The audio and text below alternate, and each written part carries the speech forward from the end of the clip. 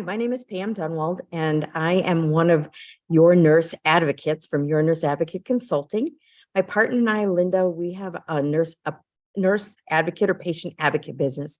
And what we try and do is we try and take away the stress and reduce the overwhelm that adult children of aging parents have when they're trying to manage the services, trying to manage the care for their parents. So that's kind of what we like to do. And we like to bring as much value as we can. So we recently did a blog post on, I'm going to share a little bit about that on this video today. So the video we're going to talk about is the topic, independent health or patient advocates. Are they the best option to be your guide on your healthcare journey? And, what does that mean? I mean, first of all, a lot of people will ask the question, just what does an advocate do? What doesn't matter if they're independent or they work for someone else, what can they do? So I'm going to give you maybe like 11 things just off the top of my head that we can help with that people may not know about.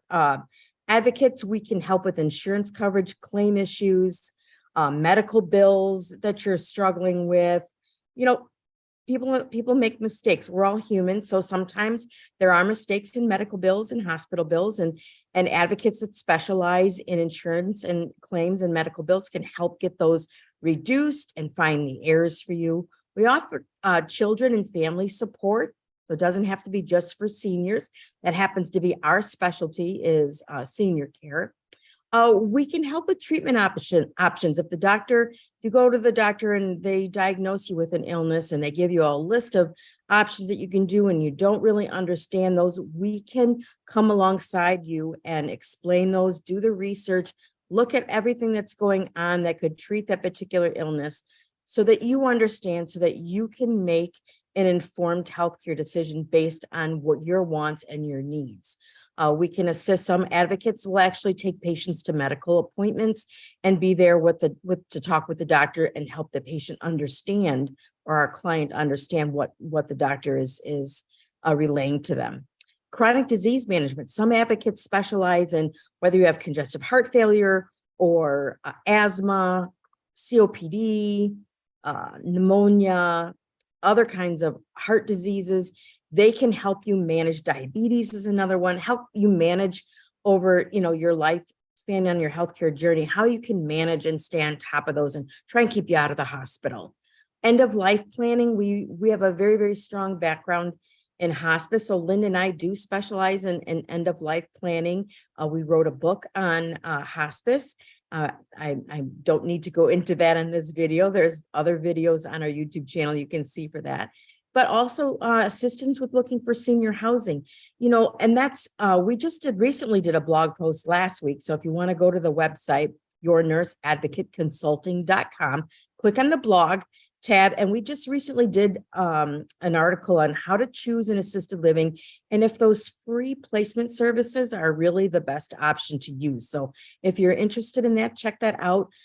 We can put plans together. Linda and I, this is a specialty of ours. We can put plans together to keep your aging parent or grandparent or spouse at home for as long and as safely as possible. We have a workshop that we do to try and bring the siblings together to share the load. So that's something that we do. Also helped with advanced life planning, such as advanced directives. What does that mean? What does it mean to be activated? What does it mean to appoint someone as your advanced directive? Those are just some of the things that patient advocates or health advocates can do. They don't have to be nurses, but we do encourage that if you use an advocate, patient advocate, health advocate, nurse advocate, that you ask if they are board certified. We do have a board certification, and that really sets the standard for our practice, and we have to follow ethical guidelines. And so what the blog post was all about was looking at independent versus advocates that may work for a hospital or a clinic. So in a hospital or clinic, they may be case managers, they may be transitional care nurses, they may be care coordinators, but they work for the hospital. So yes, the hospital pays for them. And this is a perk for you, as oftentimes you don't have to pay for them, but they are working under the constraints of the clinic or the hospital or the insurance company or other healthcare entity. So they have to follow the guidelines that's being set for them. So for example, some insurance companies limit the amount of visits that a nurse, can make with a patient in the home. Well, if we're independent, we can make as many visits as you want us to make. You're the boss. Our allegiance and our loyalty is only to you. And that kind of brings up the point about, how our patient advocates paid for. Well, it is private pay, and that does come out of your pocket, whether it's a trust, whether we have some adult children that are helping to cover the cost for their aging parents. It is private pay, but by keeping it private pay, we don't have to follow anybody else's rules or guidelines. We are there just for you, the client, and we represent your needs and we fight for what you want. And it doesn't matter what anybody else wants because we are working just for you. So that is the benefit of having us be private pay, is that you are making the decisions and you are telling us how we can help you or what exactly you want us to do and what role you want us to play.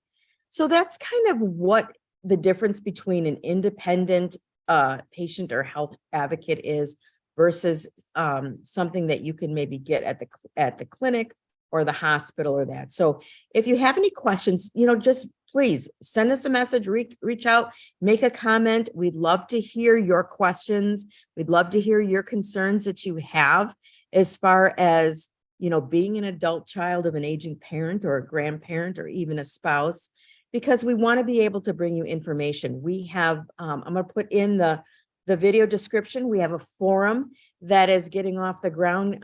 And basically it's a private Facebook group where you could come talk and share all the struggles and tribulations that you have. We provide a ton of resources. We have some free resources just for you for joining our forum. And one of those is we have a nice guide, a PDF guide that you can download and print off or read online. That's how to hire a private caregiver. And we go into the difference between hiring a private caregiver versus a caregiver that works for an agency. So lots of goodies for you. We just want to bring you value and help you along this journey. We want you to feel that you are not alone and you do have someone to come alongside you and make that journey a little less treacherous and a little less lonely. So we'll see you on the next video. Take care. Have a great day and have a great week.